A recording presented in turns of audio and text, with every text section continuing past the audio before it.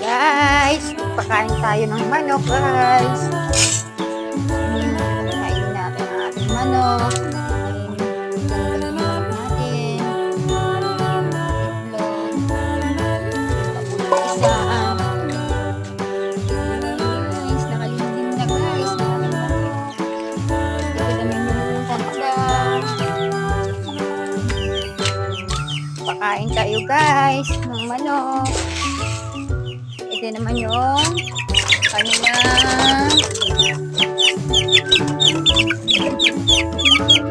magulo sila, guys. Ito yung mga dalawang titi, guys. Pakainin siya, guys.